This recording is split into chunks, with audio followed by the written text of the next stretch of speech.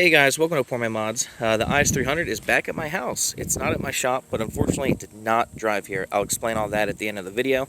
But in this video, I'm going to show you how to get this thing closer to driving. It's not driving yet, but the last video we did the first startup. It is a running car, but it's not a driving car. We get it pretty stinking close in this video.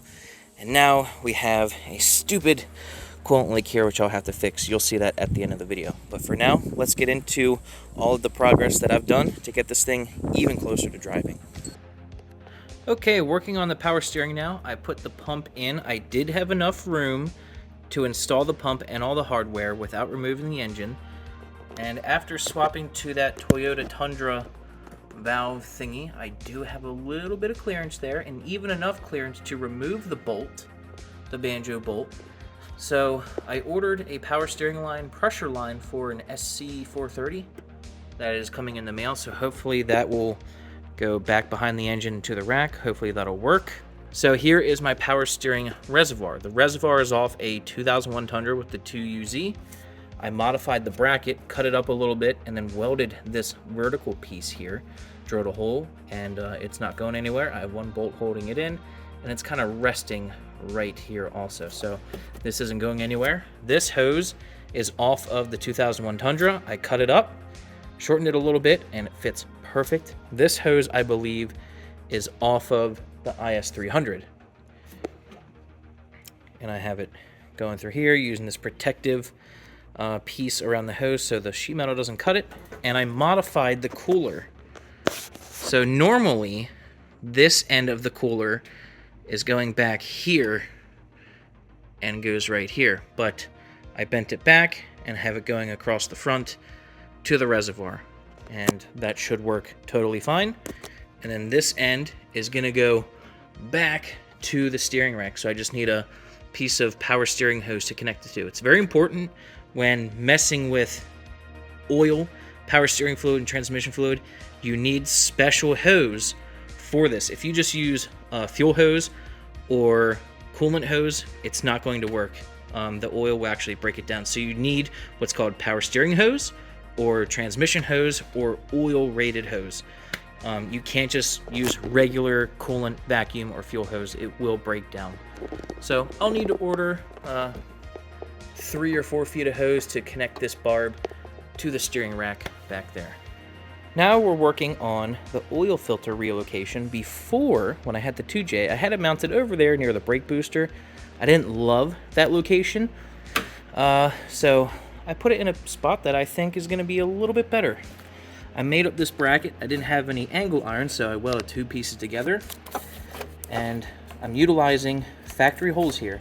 This is an 8mm threaded hole and a 6mm threaded hole. And the reason I have this kind of offset is because I wanted to utilize these bolt holes, but I needed to space it away from the power steering pump, but it also needed to clear the radiator fans. So this is like the perfect location right here for me.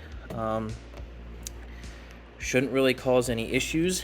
It is above that airbag sensor, but I don't think it's going to work now that I don't have the stock ECU. Yeah, this is going to be super easy to work with, and super happy about that. I might have to remove it to work on this power steering hose when I get to that. And now, I just need to cut the hoses to length. Got my line shortened up. They might be a smidge too long right now, but I think they're pretty good. They're out of the way of all moving parts and seems to be pretty good. And this thing is freaking solid to where it's mounted now. Feels so much better, so that should make oil changes pretty easy. Okay, here is a bracket I made for the steering rack. This is relocating the steering rack 1.1 inches towards the driver's side. Here's my measurement here. About 1.1 inches, and these 2 bolt holes are going to the factory nuts in the cross member. So I'm going to put 2 shorter bolts in here, and then these are where the bolts go through the steering rack, and I welded nuts on the back side. Now if you notice, these are a little bit down from here, and that's because the steering rack is fixed. So when you move it towards the knuckle, it's straightening that shaft out, pushing it down. So that's why it's like that. I did have to shorten the factory bolts that are going to go through the rack into here, and I already test fitted this and it works, and I painted it black so it stays rust free for about 5 minutes. So this 1.1 inches, the driver's side tie rod will have to come in 1.1 inches, and the passenger side tie rod will have to extend 1.1 inches. We might need a spacer on the passenger side, so there's going to be some modification with the tie rod situation, but let's get this bracket installed and get that rack secured. Okay, the relocation bracket is in. So I used shorter M10 by 1.25 bolts to secure it to the cross member here, and then trimmed the factory bolts to be a little bit shorter, because if they're too long, when they come through this welded nut, it hits right here. So that's how it looks. It's not going anywhere, and I'm using this factory mount over here. Now this rack is secure, and now I can finally run my pressure hose from the rack to my pump. Up there. Okay, we're working on the power steering line now. This is the pressure hose. I bought this line for an SC430, I think. I'll have details from the eBay listing, but this is pretty inexpensive compared to getting a custom, like, braided line. It's not going to fit the way it sits. I'm going to have to bend the ends to make them fit, but I'm going to try to put that end on the rack, this end on the pump. I'll need to bend them to hopefully make it fit, but yeah, let's see if we can do it. Well, I was all proud of myself because I did a ton of bending, really modified this power steering line, got it bolted to the rack, got it lined up with the pump, and was really excited until that bolt is tightened all the way and there's a gap. So I'll need to figure something out for there, if I can modify the bolt or if I'm just gonna get a different line. We'll see, but that's not gonna work. I went through my hardware bin. This is the banjo bolt that I got out of the Tundra, and I found this banjo bolt. I'm not sure what it's from, but it is shorter. We'll see if it's gonna work. That shorter banjo bolt did work out. Looks pretty freaking good, and I got this power steering line to work, but I wouldn't recommend it. There's like a giant coil of that metal line down there. There's a flexible section and metal line. It's definitely way too long for this application. I did get it to work, but I wouldn't recommend using it. But it is possible to make it work. Okay, check this out. I found another Lexus tie rod. I got this one for an 01 GS430. It's a little over an inch longer than the old one. So the IS300.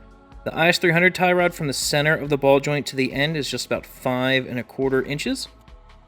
The GS431 is 6½ inches, so this is 1¼ inches longer, which is perfect. It's a little bit longer than 1.1 inches, so basically all we have to do is thread this tie rod back onto where that nut was. Then when it comes to alignment time, they should be able to adjust it out. So this is going to work freaking perfect, and it should clear everything. It's got this bend in it, but we'll make sure it clears. And if not, we'll figure something out. But as for length, this thing is perfect.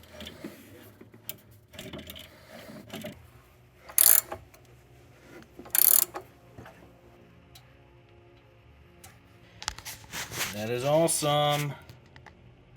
On to the other side. We need to be able to move this tie rod in 1.1 inches and still have some room for the alignment. Now right here, the amount of thread I have showing is 0.4 inches. And this jam nut is pretty large, so we're going to try to bring this tie rod in 1.1 inches, probably by shortening the tie rod, just cutting some threads off, but we can also utilize this 0.4 inches of adjustment here, but we might want to go to a thinner jam nut to do that, just to give us a little bit more room. And worst case scenario, maybe buy an M14 by 1.5 die, and cut some extra threads. But the first thing I'm going to do is take the tie rod off and see how far in this inner tie rod is going. I just used an M14 by 1.5 die and added some extra threads here.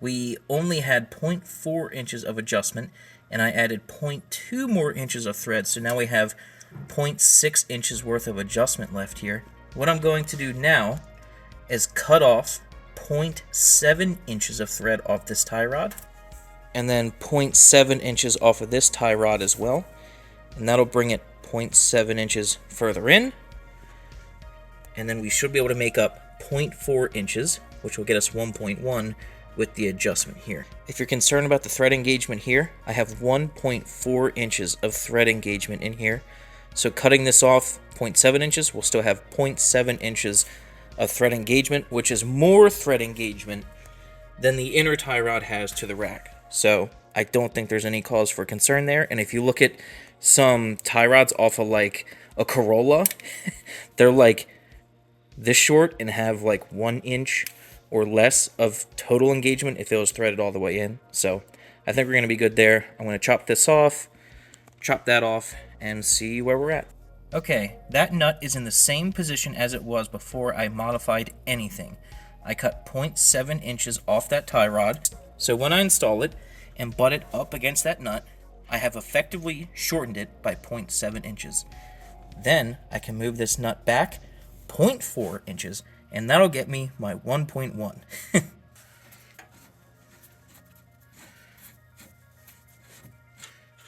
We'll move this nut back 0.4 inches.